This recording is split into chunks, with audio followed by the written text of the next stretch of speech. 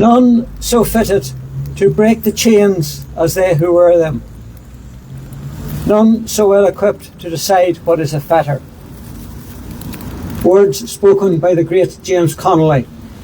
Words which bear an enormous significance on this spot, at this moment, standing here with so many who have indeed wore those chains. Because while tonight we are joining the international campaign calling for the release of the great and heroic Palestinian leader Marwan Barghouti, we must also raise our voices in support of the thousands of prisoners, or a more accurate description, hostages, being held under barbaric conditions in Zionist captivity. Nor, of course, can we fail to mention those brave Palestine-supporting activists held hostage in British prisons, with some of them even on hunger strike as we speak.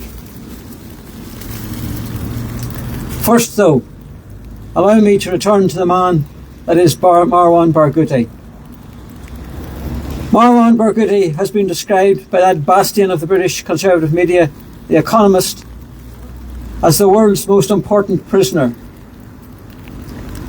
And when a pillar of Britain's conservative media deems a prisoner held by Israeli to be of such importance, it is something that cannot be overlooked or underestimated.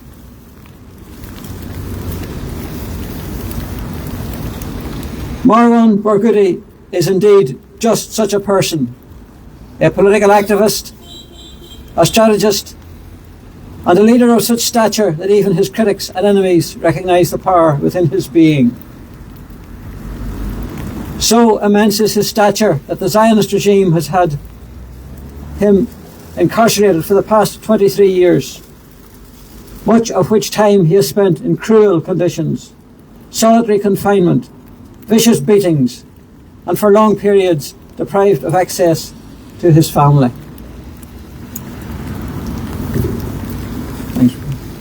Born 10 years after the Nakba, he grew up experiencing on a daily basis the injustices inflicted on his people. Refusing to be intimidated by the occupation, as a young man he led many demonstrations in protest at the mistreatment of his people. So powerful was his words and his immense leadership that on numerous occasions he was imprisoned by the Zionist regime.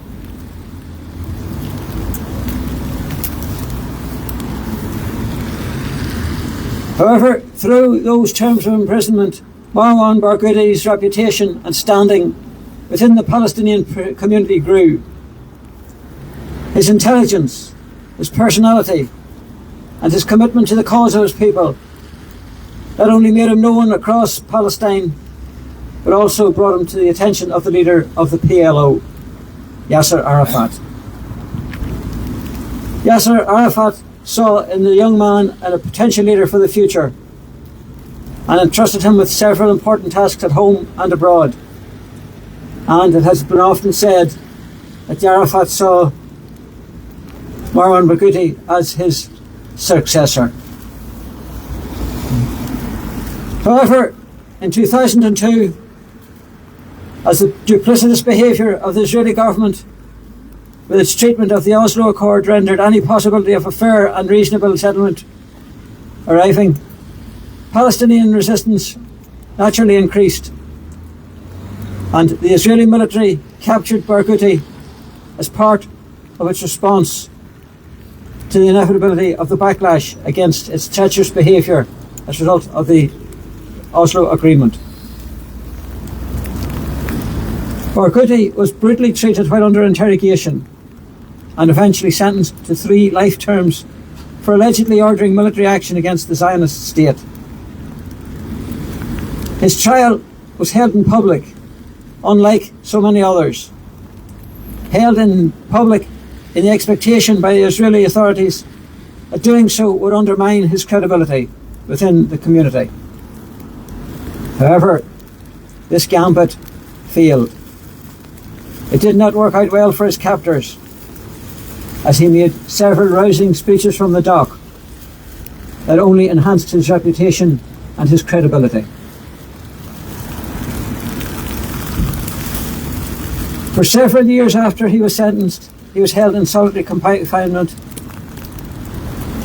and when eventually being returned to serve his sentence among his fellow Palestinian prisoners, he immediately instigated an intensive education programme for his comrades in prison.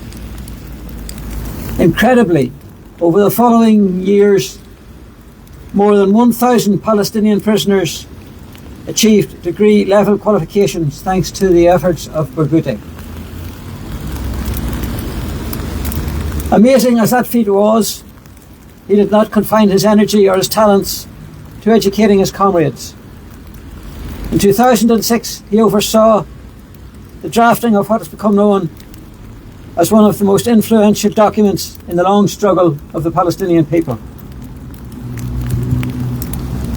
This has become known as the Prisoner's Document, in which he outlined a set of proposals that, if implemented, would and could lead to the unification of all currents within the Palestinian community.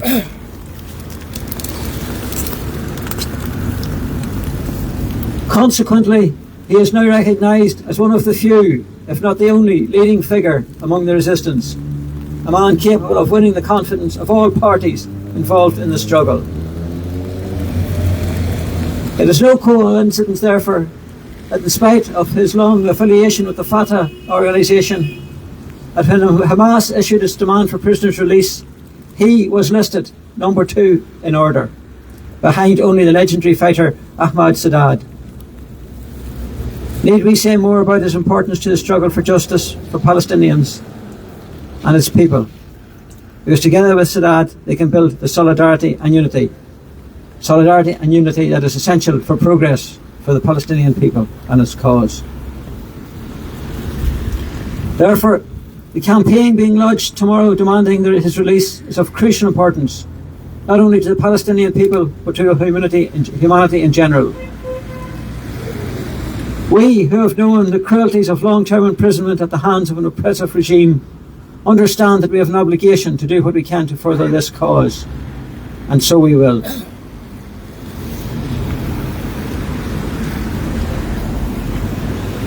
Let's conclude. Freedom for Ahmad Sadat. Freedom for every political prisoner held by the Zionist regime. Freedom for Marwan Barghouti. Free Palestine from the river to the sea. And before I conclude, might I ask that we send a message of solidarity to those pro-Palestinian activists held in English jails, and especially to those brave souls who are tonight on hunger strike.